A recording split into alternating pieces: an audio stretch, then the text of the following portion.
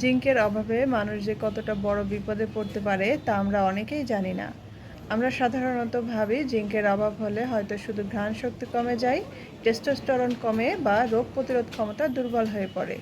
কিন্তু এর সবচেয়ে বিপজ্জনক দিকটি কিন্তু এটা নয়।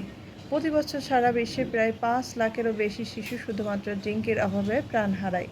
জিঙ্কের অভাব হলে আমাদের পরিপাকতন্ত্র বা অন্ত্রের ভিতরে যে সূক্ষ্ম দেওয়াল থাকে তা ক্ষয় হতে শুরু করে এবং সেখানে ছোট ছোট ছিদ্রের মতো তৈরি হয়, যাকে বলা হয় লিকি গার্ড।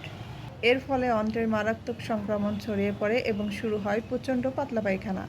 এই অতিরিক্ত পাতলা পায়খানার কারণে শরীর থেকে পটাশিয়াম, সোডিয়াম এবং ম্যাগনেসিয়ামের মতো অত্যন্ত দরকারি ইলেকট্রোলাইট নিমিষেই বেরিয়ে যায়। তীব্র পানিশূন্যতার সৃষ্টি হয়, যার ফলে রক্ত প্রচণ্ড ঘন হয়ে আসে এবং এক পর্যায়ে হার্ট কাজ করা বন্ধ করে দেয়। জিঙ্কের মতো একটি পুষ্টি উপাদানের অভাবে এই পুরো প্রক্রিয়া রোগীর মৃত্যু পর্যন্ত হতে পারে।